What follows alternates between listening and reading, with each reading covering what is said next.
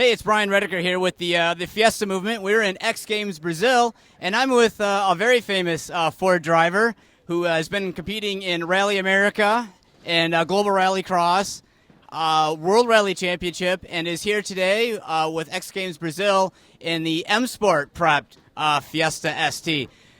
This would be Mr. Ken Block, car number 43. So Ken's going to talk to us today a little bit about the Global Rallycross and about his Fiesta ST. We'll start off, Ken, with you got a chance to go out on practice today. How is the car performing out there? Well, the car is exceptionally good. This is a brand new shell for us, just built by M Sport. It's based off the Ford World Rally car that they race. So the suspension geometry and everything that is just exceptionally good. I absolutely love it. The unfortunate side of things is this track is very, very, very, very slippery, and we are on rallycross tires, which is basically a slick tire with a few cuts in it. So it is not intended for an all gravel track. So it's basically like driving on ice. It's not. I'm actually not enjoying it very much because I enjoy pushing myself and pushing the car and really enjoying kind of finding the limits. And unfortunately with this, there's such a fine line between being able to just literally drive around the inside of a corner and be sliding way out in the middle of nowheresville, and so trying to find that quick line around this track is exceptionally difficult because of that low grip. But hey, I get to drive awesome little Fiesta race car, so I can't complain too much. But for me, and for all of us as drivers, we love finding those limits and pushing ourselves, and it's just unfortunate when we're out here on a track like this that they had no idea how much grip this dirt was going to have, and on paper the track looks great, but you don't really know until you actually get out there.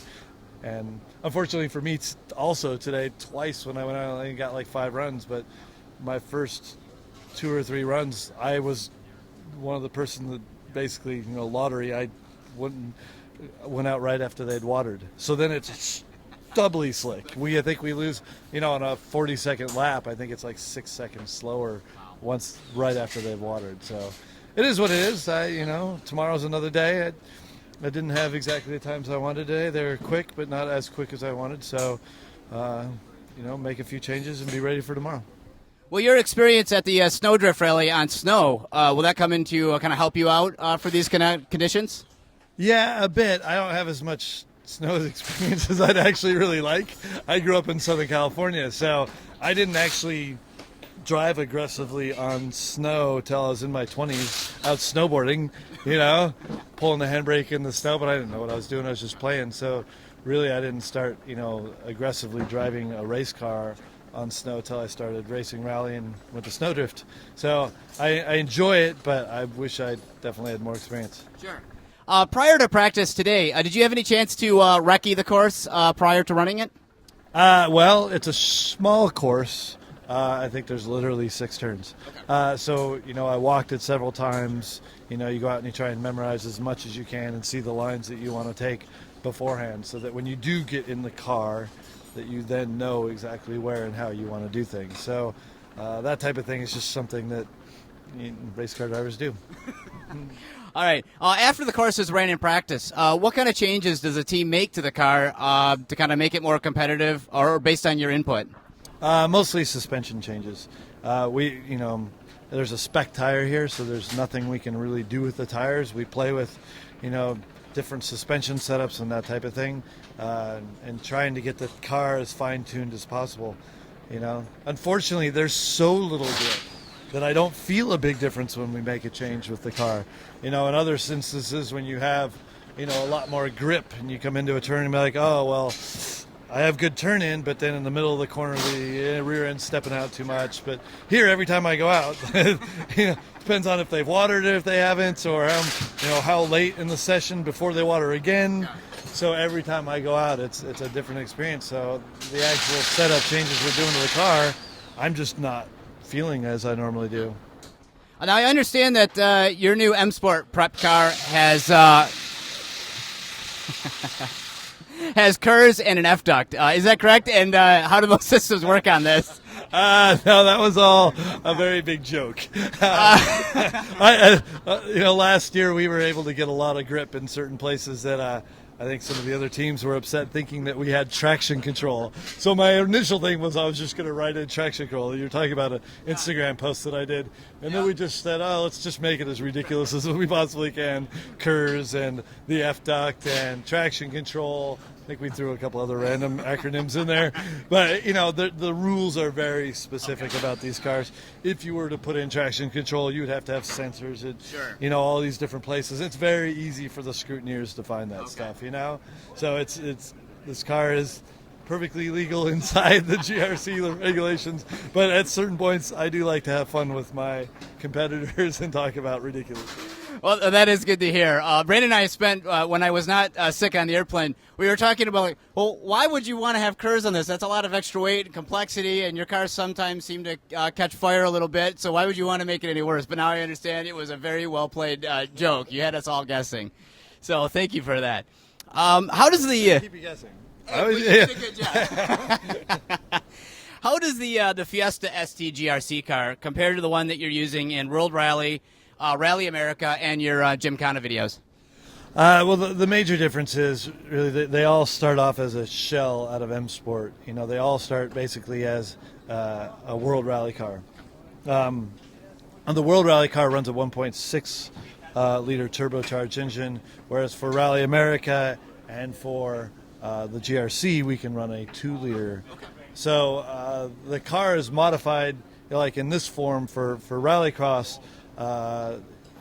With certain parts of the rules and certain things that you want to do, like put the radiators in the back because we have a lot of bumper-to-bumper action, and you can't get enough air into the front of the car at times. So that's why we put the radiators in the back and suck the air in from the sides. So there's certain things like that where we've taken the World Rally car, move things around. Yeah, we still use basically the central computer, which actually the co-driver can use for distances and all the different markings and timing and all that sort of thing, but all that gets completely ignored because it's basically just used for rallycross. So there's a lot of things that the car actually shares with the World Rally car, but then it's, because this car puts out about double the amount of horsepower and torque, a lot of parts have to be changed to be beefier to be able to handle all that. Yeah. And the car that we use in Rally America, it's somewhere in between the two, because it's still based off the World Rally car. It still goes out and does rallies. It's still a street legal car, but it has a 2-liter engine in it instead of the 1.6 liter that the World Rally car has. So once again, we have had to change some parts to handle that extra power and torque. But the radiators in the front. There's a license plate back here. You have headlights. Yeah, headlights. Yeah, these are fake headlights. Yep.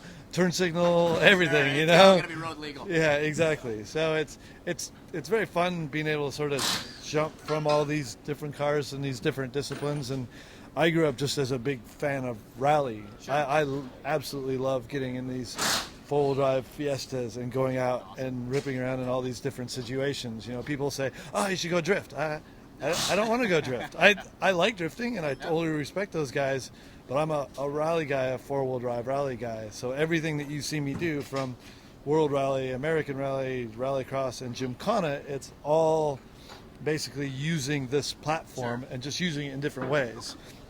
So, and that's what's really fun for me, going from the World Rally car, going and doing a Gymkhana demo or Gymkhana race, and then coming here and doing Rallycross, and 2 weeks from now I'll be in Oregon doing the Oregon Trail Rally. So it's just amazing. These Ford Fiestas are so much fun to drive that I absolutely love it. A few weeks ago, we saw that you were in Budapest doing a Ford event. You got a chance to drive the new Fiesta ST. What are your thoughts from a driver's perspective on the new Fiesta ST for the street? Well, first of all, I got to tell you, I'm very happy that Ford has decided to do the ST versions of these cars. The first one out was the Focus, and the Focus ST was very, very nice car. I really enjoy it. I have one that 1552 has that they're building for me. I'm very stoked to be able to get that car. Because before that I had the Focus RS out of Europe. So it's great that they're making, the ST as a global car and bringing it to America, because we just haven't had it before. Sure. And now that they're bringing out the Fiesta ST, really stoked on that one too. I did drive it a little bit in the States, but I really got to abuse it over in Hungary. You know, they had me out to kind of play in the city of Budapest. I drove around a bit, but then also set up this course in an ice rink that, you know, was all melted, and we set up a basic cone course and got to aggressively drive the car around some cones. It was quite nice. I mean,